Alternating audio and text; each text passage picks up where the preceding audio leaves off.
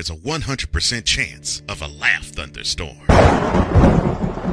Four men with different viewpoints take a movie, show, or documentary and review it uncensored, unfiltered, uncompromised, with no holds barred. Join BS3, Wilkes, King Dog, and H-Rap B as they take on Hollywood their own way. BS3 Network proudly presents the Fourcast, where H-Rap B always predicts, if I owe you something, I ain't got it. And if you need it, get it from God. Live every Monday at 8:30 p.m. Central. Check your local listings for your viewing and listening pleasure.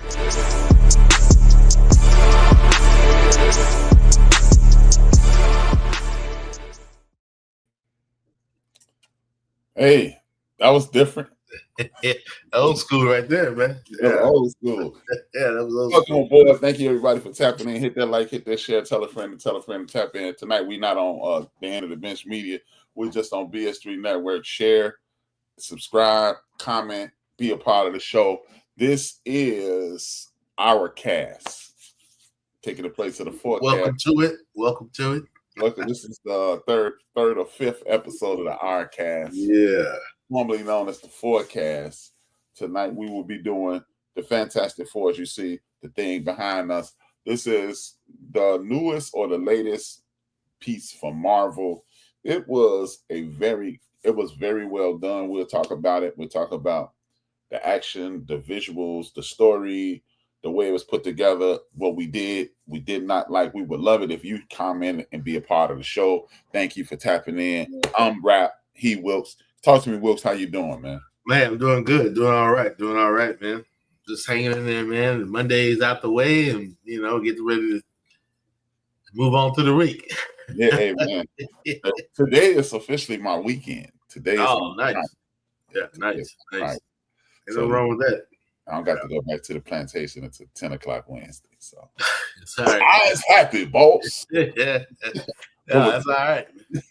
But with that being said, today we will be doing Marvel's Fantastic Four. This is a movie. This is I don't even want to call it a movie. This is a cartoon that or a series that or comic that has been tried. They have tried to do this on several occasions. They continue to put a ridiculous spin on it. This time, I think they hit a home run. And the way they hit a home run, it stuck true to the story. The characters were who they were. The people who they were. So this is some of Marvel's best work. And I didn't break out the read, and I'm just going to tell y'all what it is. The Fantastic Four are four scientists who went into space, and they were molecularly changed and became superhuman, had superhuman qualities. Yeah. At this point, they are trying to navigate their way through the world. They are saving things. They become superheroes. They are like an offshoot of the Avengers. So this is where the story picks up. And then we're going to do like we always do on the Fourcast, the other show. But you do on the other show, the Our Cast. Initial thoughts. What are your initial thoughts, Wilkes?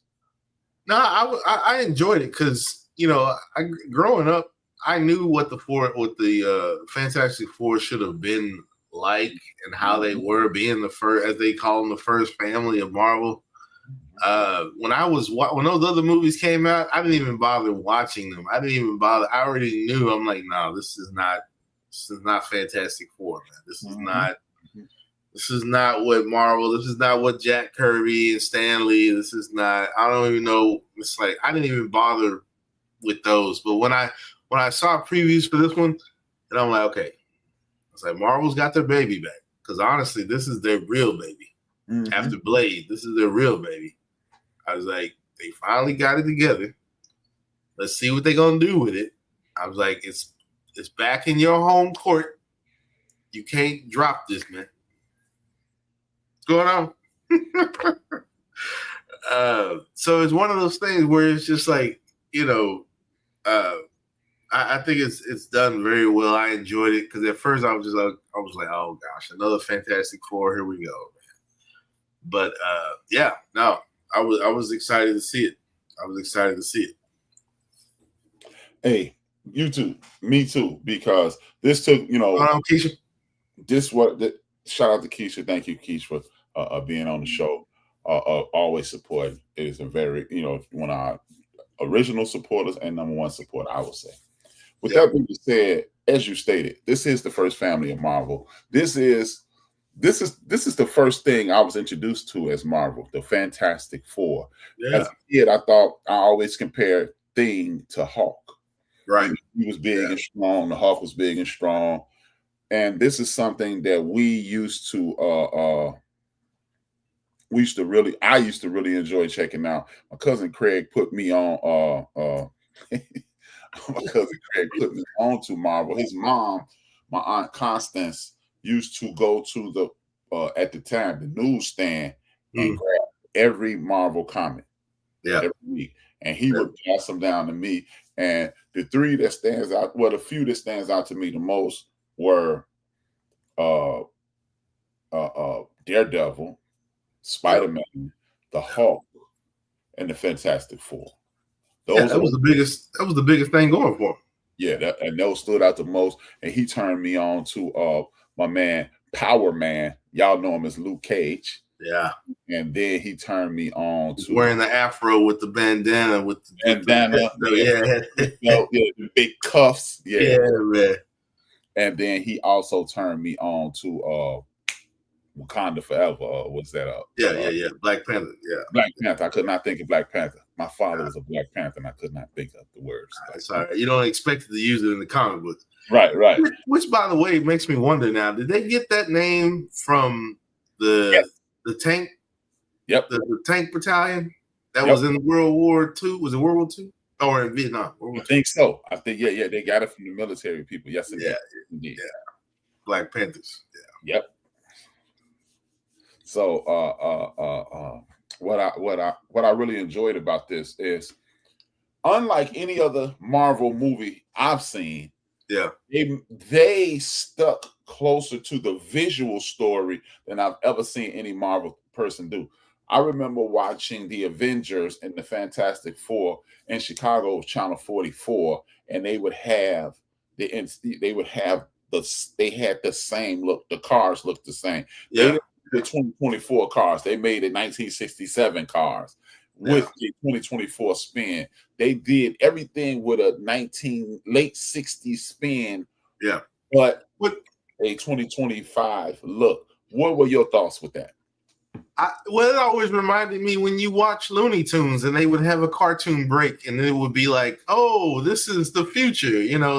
The house has got the talking trash can and the mom is staying at home, but the vacuum is a robot and the dad is going to work, but the car is efficient and it's kind of that's what it reminded me. I can't think of the name of that series, but it was something like Now into the Future or something like that. The Animaniacs.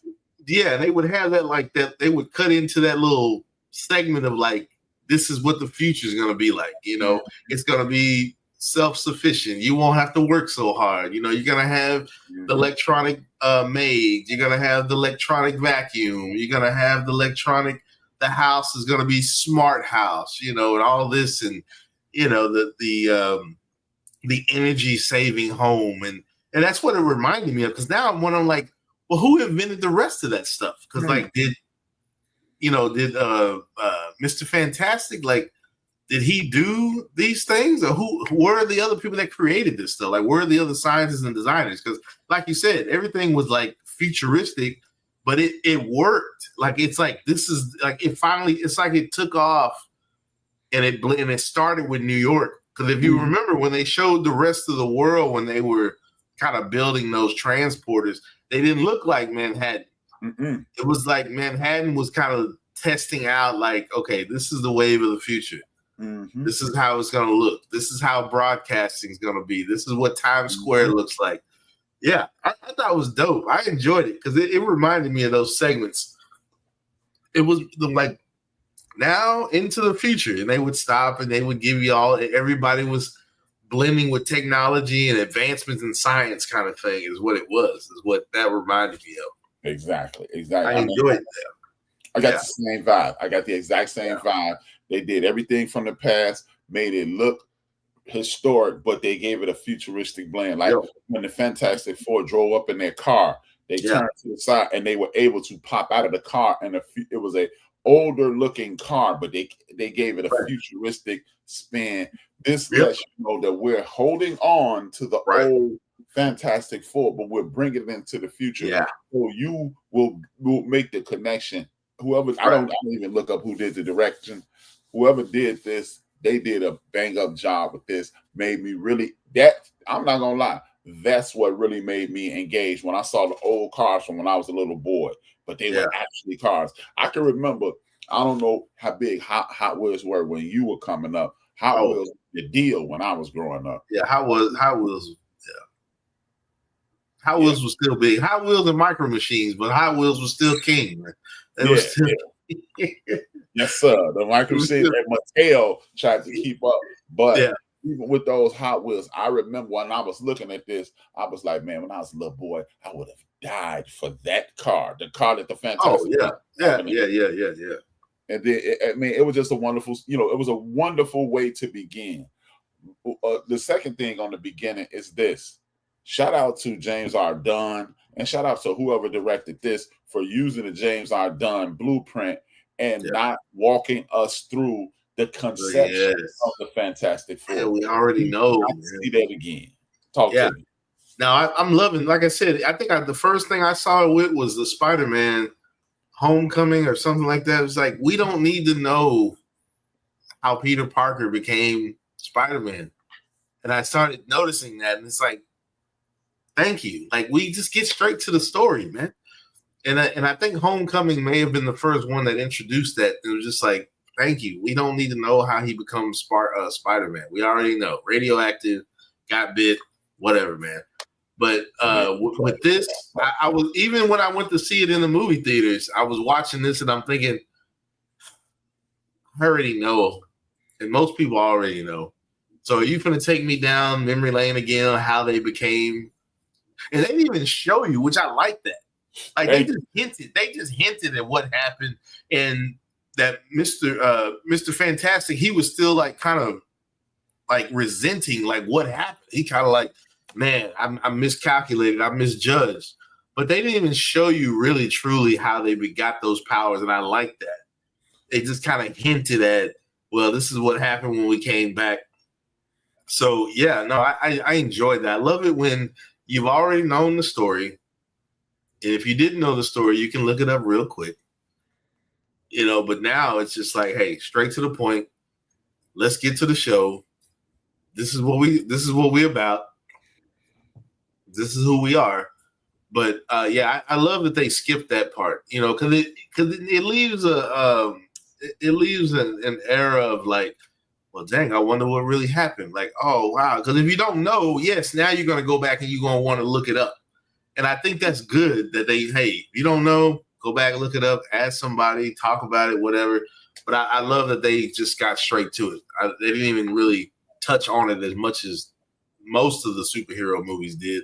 Mm-hmm. So, I mean, even Blade did that. Blade didn't really tell you how he became, how he got those powers. He kind of, my mom got bit by a vampire and that was it. And it's kind of like, that's it. They didn't really go into how he got what he got, and they didn't show you Walker and all this. Exactly. Right. Yeah. Because at the end of the day, we really don't care how it happened. We just introduce us to the guy and keep it moving. Right. And I'm so glad that they're not walking down memory lane each movie. Right. And if you already have a cult following, stop walking us through the inception of this character. We already know how this happened. Enough. Yeah. Why are we watching today? Yeah. And another thing, Reed Richards has always been one of the coolest guys in the history of comic books. I'm so glad they stopped making him a goofball. Yes. He's not a goofball. Anything in the world. He was never a goofball. He was always real cool. He was always stoic, one of the smartest men on earth. And then you got him as a goofball. Right. Yeah. That's why I said when they were trying to introduce those, I'm like, he's not a goofball. Y'all got him like he's a bumbling scientist out here, like he tripping over himself. It was like, nah, man. Reed Richards sharp. Hey, he ain't with it. He ain't taking no BS behind Sue, man. You know what's funny though? Yeah. I'm watching Reed Richards, right? I'm watching Reed Richards, and I'm going, wow, Reed Richards, that's the man. I never saw him with a mustache, and I was looking like, why they got Reed Richards with a mustache? So I guess I'm one of them comic book nerds that's just too picky on because used I'm to like, with the clean, with the clean cut. Man, Reed Richards don't have a mustache, and you too short. And I was also thinking you're too short to be Reed Richards, which is a good thing because now you're so immersed in what's going on. You want it to be perfect. So I understand that now. Yeah.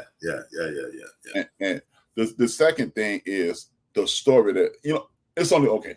I'm about to sound misogynist. That's the hot word of the day. Last year, toxic masculinity. Now it's misogynist. I am about to sound misogynist. I don't like the fact that the Silver Surfer was a woman. I'm sorry. The Silver Surfer is a dude. That part didn't really bother me, but I think what happened there is because for me, I thought about Nova, which was his love interest, which I thought that's who I was thinking. That's how they were gonna go with that. But yeah, I mean, but in the there's a comic somewhere with Mephisto, I think, where it is a female herald, but we all know the male Silver Surfer is always the one they present you with. I don't know. I didn't really mind, but I see what they were trying to do there. But I get it. I totally get it because, like you said, when they introduced it, it was a male. It's a male Silver Surfer.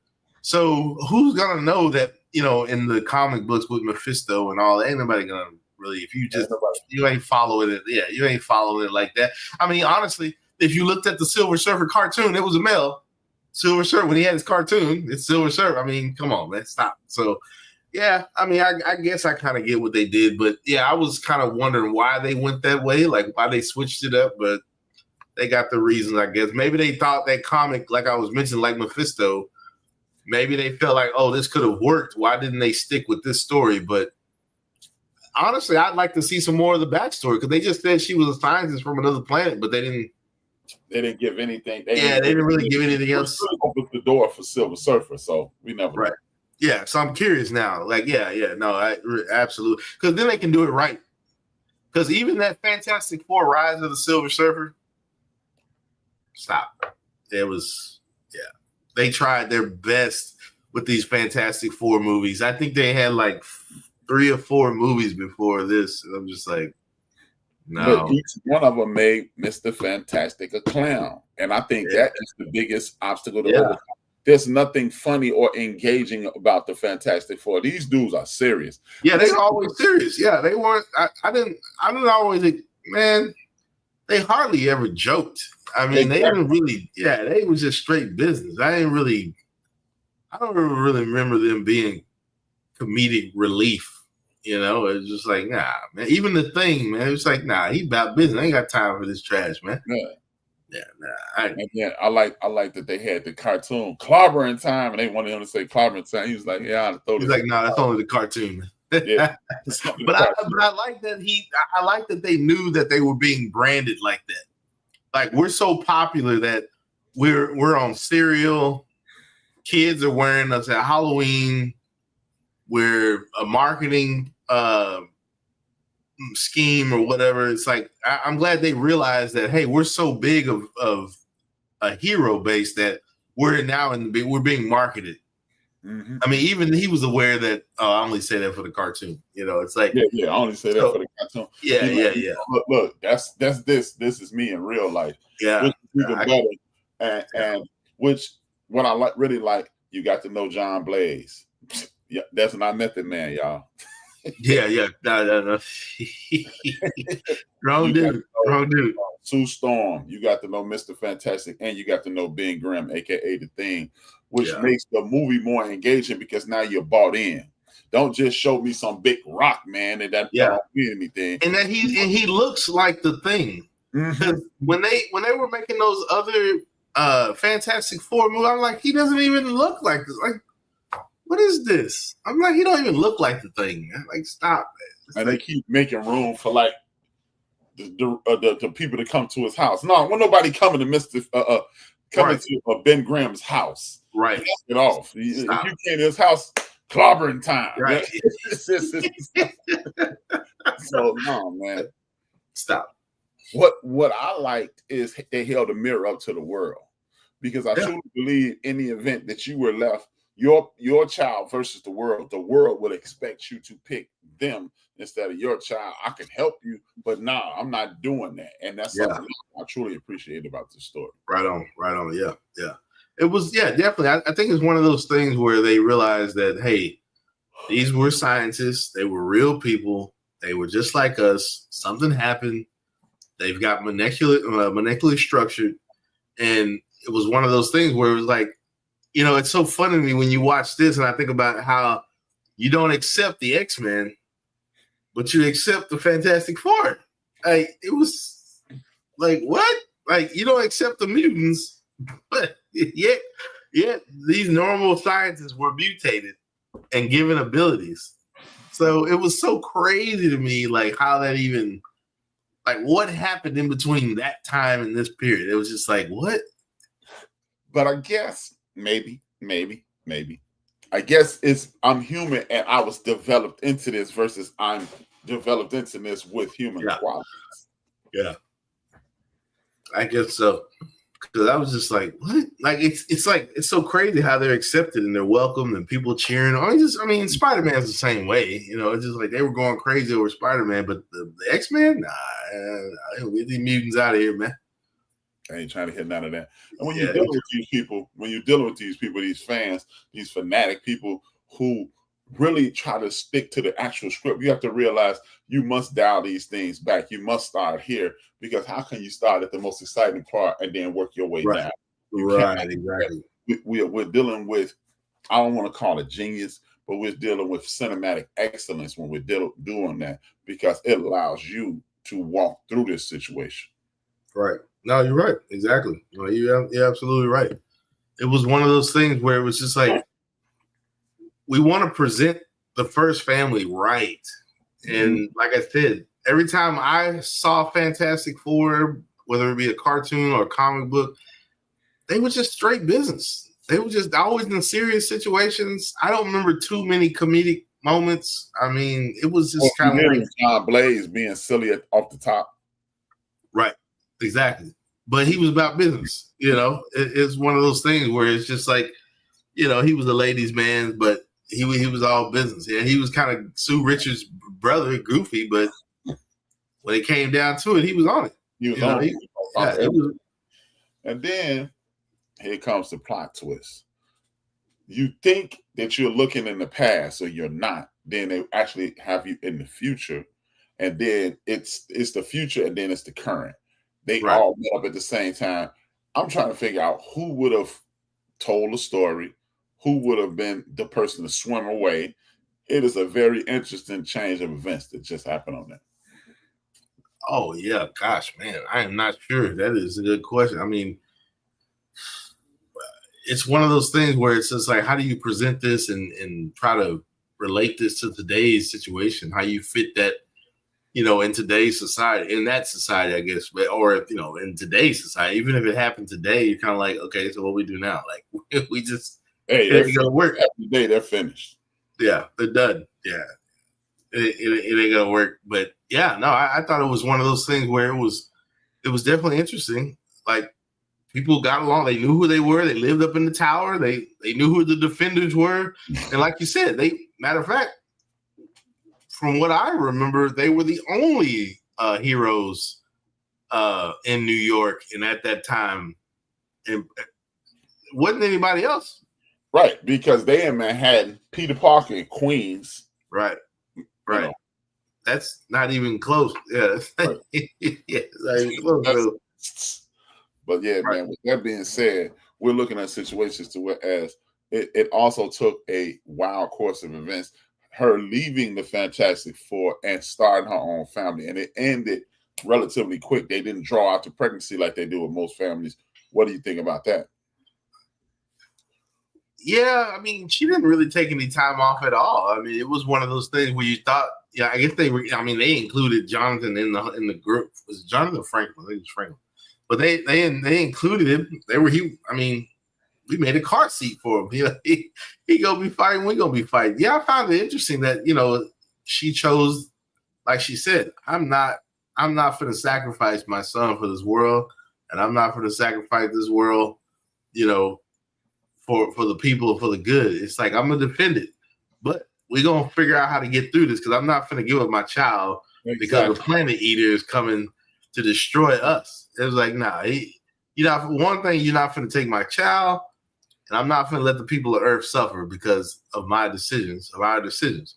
I'm not giving up my kid, and I'm not going to let y'all get wiped out. So we're going to figure this out together. So once again, they keep putting themselves in the fabric of society, putting themselves out front, but while making decisions. It's just like, hey, these are the choices I made. These are the choices I'm going to stick behind. And then every time she was checking Reed, like, look, man, I already know what you're thinking. These are your calculations. I already know you might be a scientist, but I know how you think. We're not going to do this, man. You done did this 12 different times. We're not going to keep going through this, man. And like you mentioned something to me one day, you mentioned the toilets. That was a futuristic looking bathroom. Oh, it was crazy. Like an office. Yeah, it was crazy. Yeah, it looked like an office. Yeah, it was crazy. I'm like, yeah, I mean, everything they had in that tower was crazy. I mean, from the robots, it was like, man, they could have just turned it into the damn Jetsons. The way it was wrong. It was wrong. It was definitely wrong. Speaking of wrong, you're looking at a situation to whereas this is gaining momentum back in the day when OJ is dying out. So it's not even shocking that they would put OJ Simpson in this just to carry on pop culture and draw people in and talk to them. Oh yeah, I mean that's not shocking at all because you're trying to link, and that's the one thing about Marvel is always trying to link what's happening, what has happened, what's going to happen. I think they've always tried to sew in society into their comics, whether it be the big news story, what's happening around the world, what's happening local. For them to do something like that, I mean, that's not surprising. I mean, they've had moments of presidents being assassinated in the comics. So that's just what Marvel does. I mean, so for them to tie that in, it's Marvel fashion. But what really shocked me about this, everything was Marvel fashion, everything was Marvel centric. But when she said kill him. Yeah. Oh, she's like, Johnny, hey man, she's trying to kill your nephew, man. Yeah. I'm like, damn, Sue. Yeah. Hey, Sue Storm wasn't No, man, she wasn't bull jiving, man. Sue was all about that business, man. She was like, hey, man, he's trying to kill your nephew, man. You giving up on that. You got to kill him, man. He said, you got to kill him, man. Get Silver Surfer out of here, man. He was like, what are you talking about? Hey, man, you trying to kill your unborn nephew, man. Kill that woman, man. Like, come on, Sue. Got assassination out here, man. And that's the thing. Sue Storm controls everything around her, much like Jean Grey. This is the first family of all of this, because without this, you couldn't expand out to Peter. You couldn't expand out to what's his name? Why do I want to call him 007? Dr. Strange. Dr. Strange. Yeah, you couldn't transition to anybody without this because he was stayed on. It's people coming here. Let's get ready. Oh yeah. Sue was about that business. She's like, look, man, and that's why I was saying, like, why are they making? Now, of course, they always kept her attractive, but they always kept her cutthroat when she needed to be cutthroat. And that's like, hey, there's some comic books out there. You'd be like, Sue Storm, man, hey, man, she out here doing a thing, man. She's killing it in the game. So it was definitely an interesting directive in how they set it up. I guess we lost A-Trap, so it's just me right now, but I enjoyed it. I thought it was done very well. I mean, I'm a big fan of Fantastic Four and Marvel and how they rock it. If anything else, if anybody's watched this, if y'all enjoyed it, it was definitely one of those comics where it's a long time coming because they have been doing, oh my gosh, they have been doing the Fantastic Four terrible for a minute. And to see this one was actually pretty good. So, of course, I got to do this because H-Rap's gone, so he's just going to rock this. But anyway, I enjoyed it. I watched it again. My wife enjoyed it. We had to watch it on Sunday, which I could have used a nap, but anyway, I think H-Rap might have went to sleep. So we're gonna see. We're gonna see what's happening with H-Rap. But anyway, it was just a lot of different things that happened. Oh, don't worry, man. I got the people busy. Don't worry, man. But I don't know what happened, man. Nah, it's all good, man. I got the people busy, man. But I was just saying, like, I think how they just kept this going, keeping it so up to date and not lackluster. I mean, just a fantastic. I mean, even if he wasn't in here just yet, the Fantastic Four themselves were holding it down because it was just like you didn't know you knew who the threat was only because, oh well, this is gonna be the villain. Before all of that, the story was already interesting because it was just like they're trying to navigate this. We found out she's pregnant, and the thing is, doing his thing, and he finds a love interest and just trying to live. They just trying to live, man. He walking around and he and I don't know how much disguise you can call it, a big dude, but it was one of those things where I think it was just done very well. Yes, I totally agree. This is one of the best movies in regards to superhero films I've ever seen. Totally engaging, totally interactive. It just puts you in a sense that you were reading the comic book very slow. Every time a scene changed, it was like they were turning the page. And I think they even turned the page at one point. But this was awesome. Yeah. No, it was done. It was done well. I really enjoyed this because, like I said, everything before this, I was just like, I get it. They trying. All of them are on Disney because they were on Fox. I think every last one of them were Fox Studios, Fox 21 or something like that. But 21 Century Fox. But nah, these were great, man. I think these were done well. Yeah, what they did was took the best of everything that they had, removed the goofballness, the goofiness, right, and just made it a traditional superhero movie with superheroes, not just for lack of intent, for lack of intents and purposes, alien. Because Superman is not an American. Right. Can we stop? Can we stop? Yeah, exactly. This was a perfect adaptation of a great story with great people in it and putting ourselves in a situation to whereas we can continue to win, and they hit it out the park. Shout out to them. Yeah, it's done well. I enjoyed it. I watched it with my wife, like I mentioned earlier, but she enjoyed it. I saw it at the movie theaters, but she watched it with me, and I rewatched it. I mean, even rewatching it, it was just like, man, this is really good because I hadn't watched it since it came out in July. I think it came July, like after. I think it came out like a little bit after the 4th. I think. Yeah, I think it was. Hold on. Yeah, let's look it up. Yeah, I don't want to get it wrong. I thought it was a little bit after the 4th, but I'm on top of the world.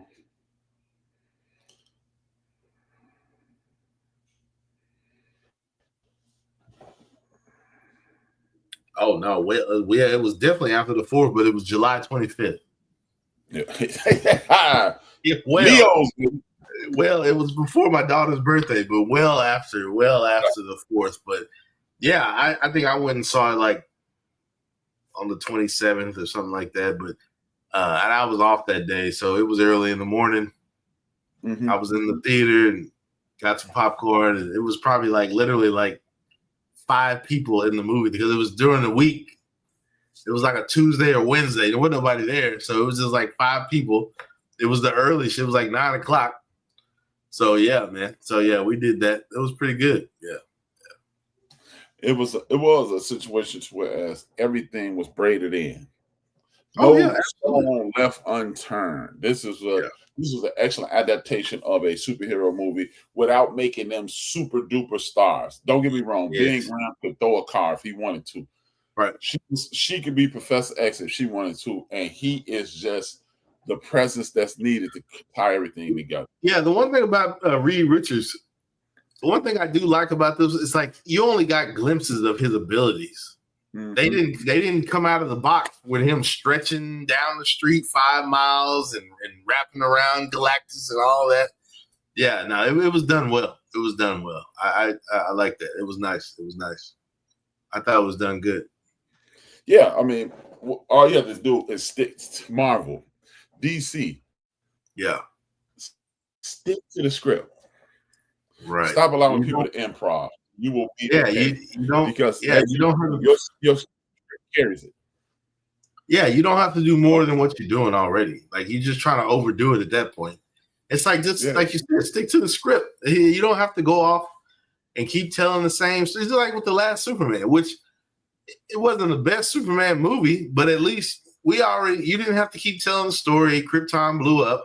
He landed on a farm. You know, it's like we know the story. Like how many times we gonna keep hearing it? We know it. We know it. Yeah, it's this place called Manny's here, and you just tie them all. It was just everything that it made. Was it me, or did it make you feel like they were in your hometown? Oh yeah, they made it believable. Like this could be happening. Definitely, absolutely. Yeah, it had that feel of like, hey, this could be happening in your town, in your city. Yeah, absolutely, definitely. Because when you were saying they stuck to the script, I remember they went to that diner. Yeah. And all hell broke loose. And the one thing that was unrealistic when the thing was knocking down the pillars, I was like, yeah, well, stuff like that. You'd be like, okay, guys. Yeah. but yeah. I'm listening to you say things like, hey, we stuck to I know what you mean. Yeah, they stuck to the script. They kept us engaged. And what I did like is they didn't give us an opportunity to disengage. Right. They did not say, hey, this is the end of it, or okay, because look, you go the threat, they are family. You were looking at the family, and then Silver Surfer shows up. I'm like, hold on, what's this? And then Johnny, you find out that Sue is, Sue is pregnant. Then you get Silver Surfer.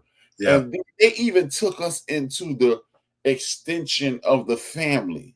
You did not get a chance to go, okay, right, exactly, yeah. And I even like the nod to the bear because the brother, the Grim, he was tasting the sauce. I immediately thought about the bear because he's a chef on the bear, and they had him tasting the spaghetti sauce.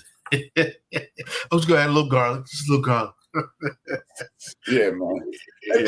And then they didn't make Ben Grimm all off. See, that's what. Yeah. Everybody was comfortable with who they are. Like when he was trying to get the new Fantastic suits. Yeah. John Blaze is on fire. He was like, go over there. And go tell him. It was like, man, I appreciated this. Yeah. Because even with Doctor Strange, it was come on, we get like what is happening? Like, Doctor Strange took a minute.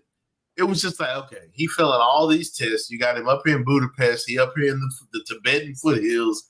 Come on, man. If he's a scientist, if he a doctor, he can't catch on to most of this. Like, stop. Like, stop, man. Come on, man. Stop that. Yeah, man. This again, it was no film wasted. Yeah, no, everything was in place. The child, I could watch this a third time. It was really good. Yeah. It was. The funny thing is, I had I'm like, what the hell with the baby? And then my man said, hey, give us the baby and we'll let y'all live. And then people, that's what I would say. People said, yeah, give up your baby. Who the hell is giving up their baby, man? Pro-life, baby. Man, Pro-life, man. Giving up their child for the world. Oh, you let us live, man. Fuck y'all. Yeah, because the report, he was like, you said no? Yeah, I said no. What? What you saying? What? Yeah, I said no. It's my two favorite lines in the whole Get Down is when Sue Storm was yelling at Mr. Fantastic, like, yo, man, you actually contemplated giving up our child? Right. The second one was when her brother was out here, go kill her. She didn't say go get her. She didn't No. say Nah. stop this. Nah. She said Kill go kill her. Made the whole movie for me. That made the whole movie for me. I was like, whoa, this is right. Because Sue ain't with the shit, man. You trying to kill your unborn nephew, man? Hey, off this lady, man. Go kill her. I said off this lady, man. I was like, damn, she said go kill her, not go get her this. This is a problem. Yeah. Go kill her. Right. I was done. I said, now this is a movie. Right. Yeah, yeah. Because you didn't have because you didn't have Sue pulling punches like they normally have which not even in the comic book she pulling punches. You got they gonna give you what I said, Sue. Oh, she wasn't with the bull jive in this one, man. She wasn't with it, man. It wasn't nothing. Hey. It wasn't nothing about this lady that said, "Hey, man, blah blah." You think maybe you'll let us live? Nah, man. like, go kill him. I was man. I say this is not rated G. They usually don't let you kill people in these movies. Nah, not anymore. Nah, man. Oh no, they kill them. They don't care, man. After Avengers, everybody getting it. Everybody getting it. Yeah, man. Yeah, man. Sue wasn't with that. She wasn't with that bullcorn, man. Nah, man. Kill this mother. Yeah, that blew my mind. I've never heard anything in a what is it? A Marvel or a comic book movie that even hinted towards death. No, not saying it outright like that. I don't. Yeah. I mean, not even Loki. In Thor, or I need the mischief. Not even. Yeah, no. I was like, whoa. She said she didn't say go get him. She said go kill her. Yeah. As they say on social media, unalive her. Yeah. You can't say kill, but she was. Hey, she did. Yeah. There was no unaliving there. Yeah, she said, I don't care what you're talking about, man. But I guess that's the deal about being a mother. Like, hey, man, what the hell? The hell you mean? So I was just like, hey, man, that's what I really liked about it. I was like, man, this is getting heavy, man. She ain't with it. And it ain't the pregnancy talking. No, that was motherhood. Yeah, ain't no pregnancy talking, man. Yeah, it's mother bear, man. Mama bear out here like, now ain't with that, man. You're not finna. Who is this chick, man? Who is this chick, man? Kill this lady, man. And she's talking, man. Go kill your new girlfriend, man. Get out of here, man.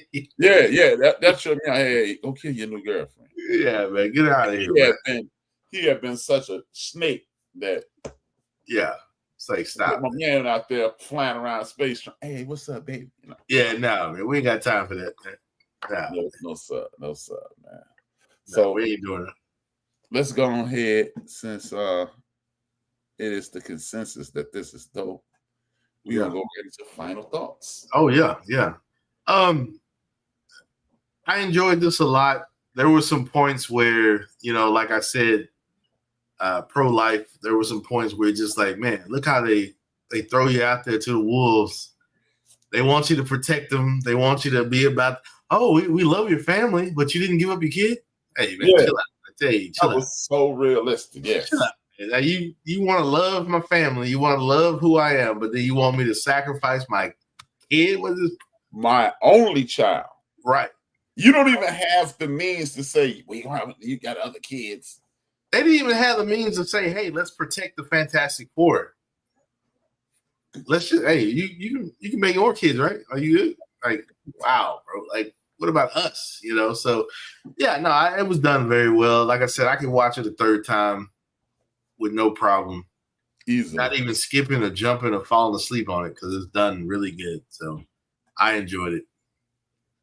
What's up? All right now. We see you now, Theodore Harbor out here, man. Yeah. So yeah, I totally agree with me. It was an engaging. It was exciting. It was a great story. It was a great ending. It was kind of sappy at the end, but of course, always. Yeah, honestly, but they couldn't kill Sue Storm if you wanted to, because because then it's the Fantastic.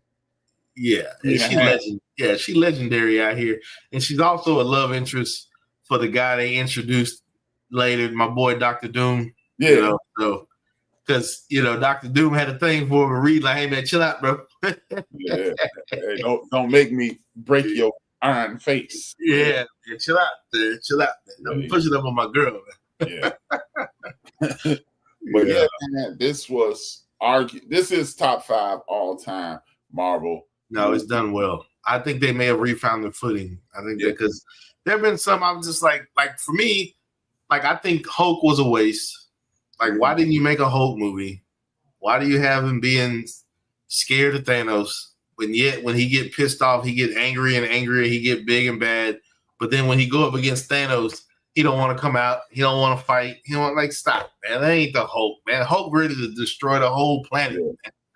Man. Hulk ain't gonna have you beat him down. So I think Hulk was a wasted character. Yep. I think they lost their Thor. Like, why did you get all goofy with the last 2 Thor movies? I'm like, you did so great with the first 2 Thor movies, but then the last 2 you got goofy. Like goofy Thor, man. Like, stop. What are you doing? He gets fat. Yeah, he got beer gut Thor. I'm like, what? Man, stop.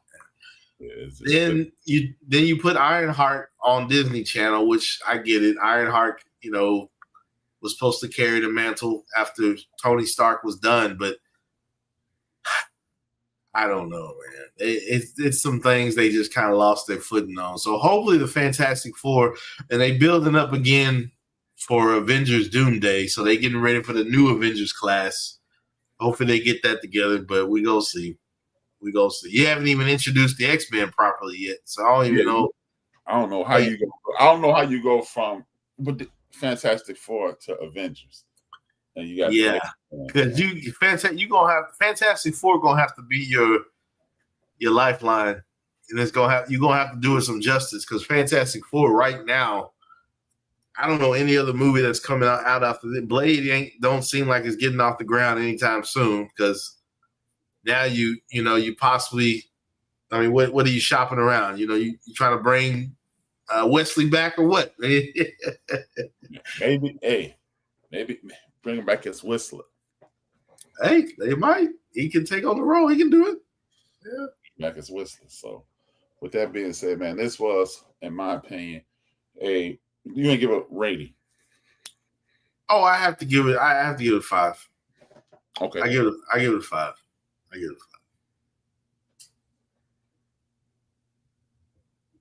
What did it say?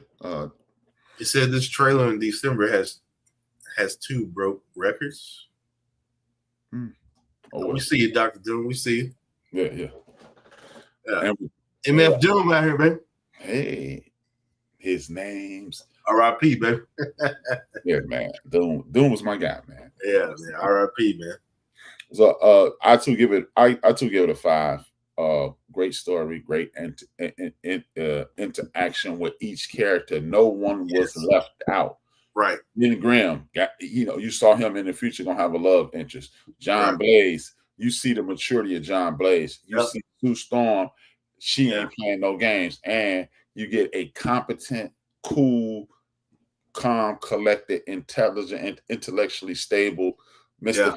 Fantastic. So it can't be anything but 5. Oh yeah. No, they've done great. The roles were well. It wasn't. I didn't feel like anybody was annoying in this because sometimes you hear like, oh man, stop. Like, I didn't find anybody annoying. I think it did. I think it did well because even when Johnny had his moments, he was still trying to break the code and figure out what this language was like he had heard before. So, I mean, kudos to that character and how they did it. I don't think I was annoyed with anybody actually because it was just done. I think it was done well. Yeah, it was. It's done extremely well. It made you appreciate what you were watching, and I enjoyed each and every single second of this. I recommend it to anybody. Disney Plus. Go to Marvel. Type in Fantastic Four. It'll pop up. It should. If we could, it would if it would be like a record. It would go platinum. It should go platinum. If this was, I honestly believe, This was 20 years ago. If this was pre-COVID, this would have been a blockbuster. Oh yeah, absolutely. Because at that time, streaming service had just took off. Yep. They had just taken off. Because matter of fact, I remember my daughter wanting to see Trolls the movie, and I don't know if it was the first one or the second one, but if I'm not mistaken, I think Amazon was the first one to say, "Hey, you can watch Trolls if you just come on over here and buy it." And then after that, streaming services, it went crazy. It went crazy after that. And Hollywood, if y'all really had sense, stop. Not that you want to stop streaming services, but keep stuff in the theater and force. Yes, I remember when stuff been in the movie theater for almost 2-3 months, man. Longer than that. Yeah. Like, the movie's still in the movie theaters. Yeah. Movies now they probably stay in 2 weeks, 3 weeks. If that, yeah. If that, I remember movies being in the movie for almost 3 months, man. You'd be like, "Man, this movie's still in the box office." And then on top of that, they would be discounted. They'd move on to the dollar movie. Yeah, exactly. Excited for the Avengers Doomsday trailer. Nice. Yeah. They got a trailer coming out. Yeah, that's gonna be nice. I totally agree with you. I'm gonna have to check it out. Yeah, without glasses. Shout out to me. Yeah. I get back by radioactive optometrist. X-ray vision out here, man. What you talking about? Yeah. With that being said, next week we're gonna just call it H-Rap week. It's his favorite entertainer. I'm H-Rap. This is my favorite entertainer. I'm gonna play the trailer right now. Eddie Murphy. Let's talk about this when we get back, because I'm gonna get your point of view early, and then we'll shut it down. Yeah. Go ahead.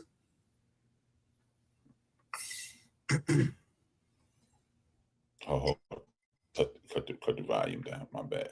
I'm sorry, Charlie Murphy.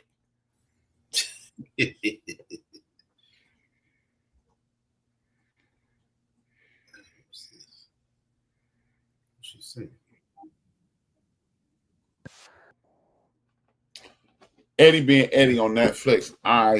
What are your thoughts? And then we'll move, and then I'll give you mine, and we'll shut it down. I have not watched it yet, but just from seeing the trailers and seeing the people that showed up for the release and hearing that clip right there and the other there's some other clips. You know what? I take that back. I did start the first, I think 5 minutes, with the family, but I think that right there is probably that moment right there that you just showed. Mm-hmm. I think that is the emote of Eddie Murphy right there. Yeah, exactly. I think that is the precipice of who he is, how he navigates this life, how he views this life, how he views hey, if my family, I know my family, hey, I'm going to probably be, my kids are going to grow up, they're going to get old, they're going to die, but in the center of them, there's going to be something that continues on after that. Mm-hmm. I think he truly believed that. I think he believed that about the comedic people that came before him. Mm-hmm. I think he believes that for the people around him. Like he just said, that's how he views life. And I don't think there's anything wrong with that. That's his mantra. That's his thing. I think that's his driving force right there. I think that's his, I get up in the morning, I go to bed at night, I'm working on another deal, I'm working on another show. I think that's his driving force. I think how he navigates this life and how he feels about Michael Jackson. I think that's probably what he feels about Prince, what he feels about Michael Jackson, what he what he feels about anybody he's come in contact with. Because though, of course, those are his favorite artists. But yeah, I think that's the emote of Eddie Murphy right there. Eddie, I totally agree with you. Eddie Murphy is one of the most talented people in the history of the world. Eddie Murphy and has inspired a whole generation. Eddie Murphy is the ascension of comedy, and I like they mentioned Dave Chappelle. Dave Chappelle is one of my favorite people in the history of comedy. But Dave Chappelle, to me, it's Red Fox, Richard, Eddie, and nobody else has grabbed hold to it, because people always say, "Well, Dave Chappelle, in regards to stand-up comedy, Eddie has done what he's wanted to do, and if he stopped tomorrow, he's conquered what he's wanted to conquer. I mean, even honestly, for me to see Arsenio Hall that is going to be in this documentary, that's a big deal because they weren't talking for years. They weren't talking for a long time. Mm-hmm. So to see those two hash it out as much as they could hash it out and bury the hatchet, that's significant because you know what they did together. It was a powerhouse thing. Mm-hmm. You know, it was one of those things. So it was just like, hey man, this is the emote right here, man. Like I said, if Eddie retired from comedy tomorrow, man, he set out almost 50 years. He's over 50 years. He set out he set out to do what he's wanted to do, man. I mean, he's taking it, like I said, Richard Pryor had his movies. I mean, Dave Chappelle had his early movies, but Dave Chappelle's not doing later movies. He's doing later stand-up.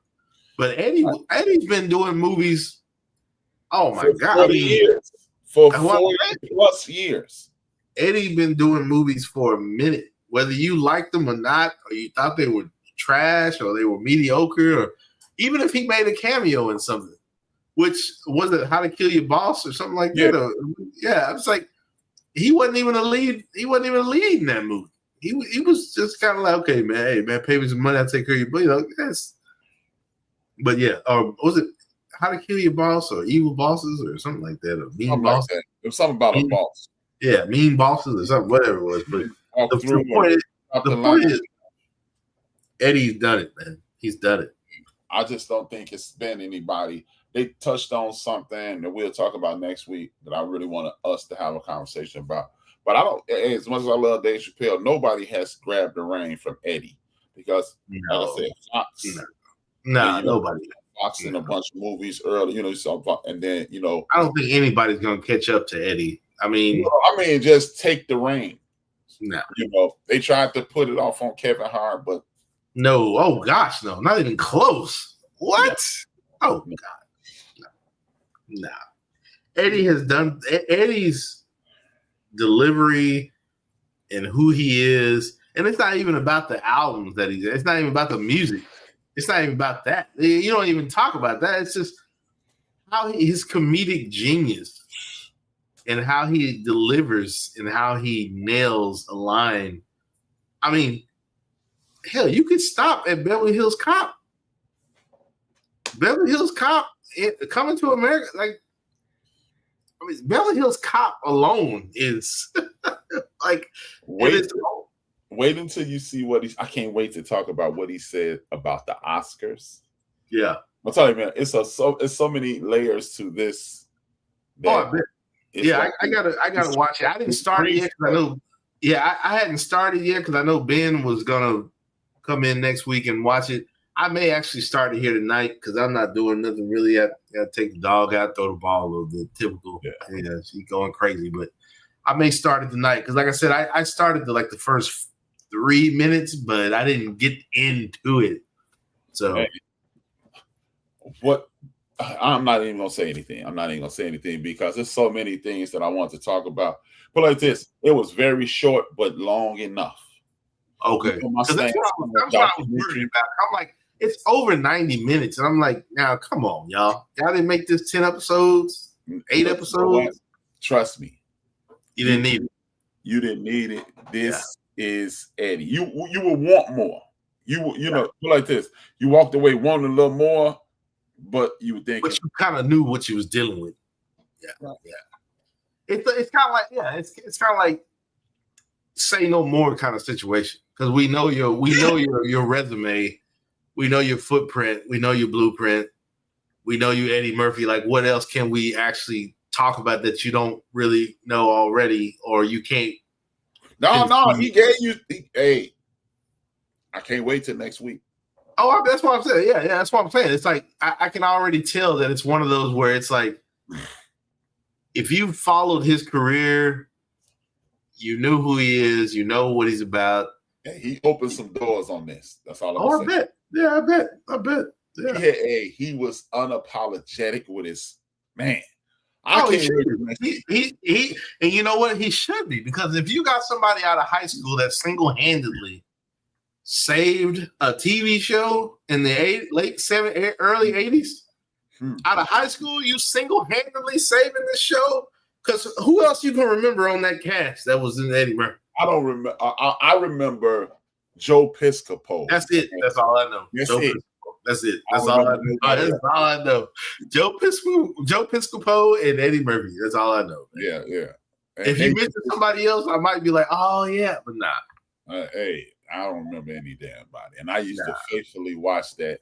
And if it wasn't Joe Piscopo, it was Eddie Murphy. And yeah, he was. That's what I like about when I see In Living Color. I wish they get a documentary out on A Living Color. That's what I liked about with Martin, because it was like these characters. Martin had characters. In Living Color had characters. Mm-hmm. Jamie Foxx had characters. You got the Dave Chappelle show. And that's why I gotta watch it. See, I thank you, Keisha. Thank you. I gotta watch it. I felt like that was one of those things where it was like, I love to see that kind of like, you've got characters that are like staples. They're staying. They got staying power. You go sit back and think about Mr. Robinson's Neighborhood. Come on, man. I mean, yeah, man. But it was great. Yeah, I'm gonna watch it. Anytime you're doing something about a person, my take is do it in layers. Yeah, this was one shot, and absolutely. Yeah, I was a little worried because I was just like, it's over 90 minutes. I remember you put that in the group text. He was like, I'm like, it's Eddie Murphy. But again, like you said, when you watched it, it was just enough because the rest of the history, the rest of the recipe. And run with it. He walked you into Eddie. Hey, I tried to mute it, but I couldn't. No, it's not good, man. It's all right. Yeah. But yeah, man. I'm ready.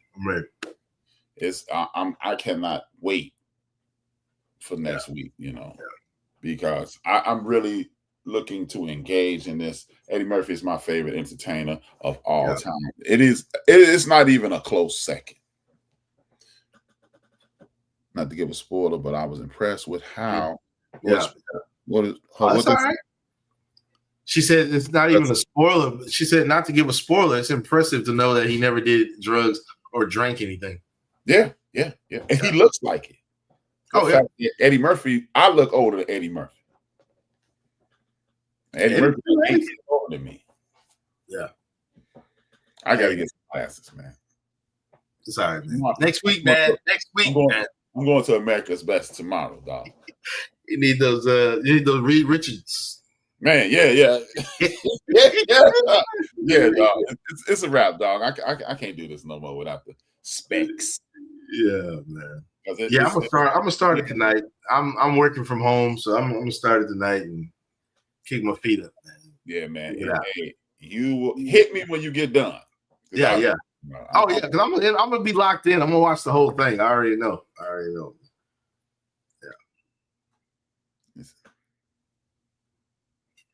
Yeah. Brian does, but I'm BRI. So that dude, I don't. Wow. Wow. BRI, Brian. No. But yeah, Eddie looks good, man. He's great. Yeah, he's looking at we got something in common. His daughter name is Bria. My daughter name is Bria. Hey, works out. No coincidence, huh? Yeah. Hey, I'm internationally known, locally respected. He internationally known, locally respected. Hey, yeah, man. Your trademark, because if you notice, hey, you'll find out something about that. Oh, don't worry. Trust me. It's a trademark. It's his thing. It's man. The dude he's worth the admission. It makes me want to watch the Dolomite thing he did because I never watched that. Oh, you will love it. He did Rudy Ray Moore justice because I didn't know that Rudy Ray Moore was doing that. Rudy Ray Moore was doing that to be comedic. I thought it was just super low That's budget. who he was. Just hey man, I ain't got no money, so we're just gonna do it this way. He was doing it. Yeah, I need to watch that. I hadn't watched that. I need to actually watch it. Had to get you back for spelling my name, Keisha, without the Y. When? Yeah. Get on, Queen of the Pooh Butts. What? Oh god. I ain't never spelled her name. Keisha. No, get out of here. No, I ain't accepting that. No. But yeah, man, Eddie did it. I was very impressed. He's my favorite entertainer. Bruh, this is how much I like. We can shut it down after this. This is how much I like Eddie Murphy. I like Pluto Nash. That's how much I like Eddie Murphy. Hey, I didn't have a. Hey, you take what you get, man. Pluto Nash. He don't like Pluto Nash. Yeah, man. Pluto Nash was not. I didn't have issues with Pluto Nash. Yeah, me either. I didn't have any issues. Because I knew what you. It's one of those things. You know what you're getting. This is what you're getting. So he was the Samuel Jackson of the day. I'm gonna take whatever role I can get toward that Mr. Dr. Doolittle, all that. Yeah, come on, man. He explained. I'm telling you, man, you're going to love this Eddie Murphy. Yeah. Thing. Oh, trust me, man. Get this. He announced that he's doing George Clinton. You know what? I heard him saying that they were trying to do that for the longest, but I didn't know it had actually like solidified or so. I'm gonna have to check that out. I'm gonna say, yeah, I definitely gotta watch this. Yeah. Really, man. Eddie's the man. Yeah. Shout out to Arsenio. He's got to be one of. Oh yeah, Arsenio. Oh gosh, Arsenio. Yes, but Eddie has to be one of the most significant alumni of SNL. I think the most. He is SNL. I think he's Mr. SNL. I think you can give. I know, Chevy Chase and Dan Aykroyd and all of them. Nah, man. Eddie, them guys didn't stay on there but like a year. They didn't stay on there that long because the egos was clashing. But nah, man, Eddie is, yeah. No, I have not. I know I did not. I know better. I know better. I should have watched that. I have not watched that one yet. But I would say he is SNL because think about it. SNL. Who's number 2 for SNL? That's how you can determine that Eddie Murphy is so far ahead of everybody else. I don't think there is a number 2. If there's a number 2, it would probably be Steve Martin, but that's on a low scale. Or unless it's Chevy Chase. But like I said, they weren't on. Or what's his name? Bill Murray. Bill Murray might be number 2. Bill Murray may be number 2, but like I said, and of course, it's down there on the. Obviously, Bill Murray is probably number 2. Eddie Murphy definitely is Mr. SNL. Because Chevy Chase didn't stay on that long. He was only for a year. I think Bill Murray was only for a year, but yeah, Bill Murray is probably number 2. And Chevy Chase. Chevy Chase is, Bill Murray is probably number 2. Eddie is definitely Mr. SNL. Bill Murray has to be number 2. I wouldn't put Chevy Chase there. The reason being, we've seen Bill Murray within the last 5 years. Yeah. Chevy Chase hadn't done nothing since Community. Since that show been off for years. Yeah, it's been 10 years at least. Yeah. Bill Murray's got to be number 2, but Eddie's got to be Mr. SNL. He's got to be. Chris Farley, but he croaked. Oh yeah, Chris Farley. Yeah, I forgot. Yeah. Chris Farley. I guess if he had not ascended, if you will, but he croaked. So when you croak, man. Yeah, it's big. So I'm ready. Yeah, I gotta watch it. I'm gonna watch it tonight. I'm gonna start it up. I definitely gotta watch the Dolomite movie because I didn't watch Being Dolomite. I didn't watch that, and I don't know what took me so long to watch it. Like I don't know why I didn't watch this. I watched it the first night it came out because, like I said, man, Eddie Murphy. When you were my age, Eddie Murphy was unrealistic. Oh, I bet he was probably out of sight. You had never seen anything like that comedy. How fast and how quick his impersonations. I mean, then of course, like you said, they probably went into the way he dressed, the style, the music, the genre. I mean, he was just like, yeah, he was being out of New York. Yeah, man, he was coming at you quick. Yeah, he was coming at you. What people fail to think about is Eddie Murphy came along, and he even mentions it. Eddie Murphy came along and put a whole culture on his back. Oh, absolutely. Was hanging. Just think about how if racism and discrimination didn't exist, and we can get on this tomorrow. I mean, next week. Yeah. Racism and discrimination didn't exist. Eddie Murphy was hanging with a crew that they call the Black Pack.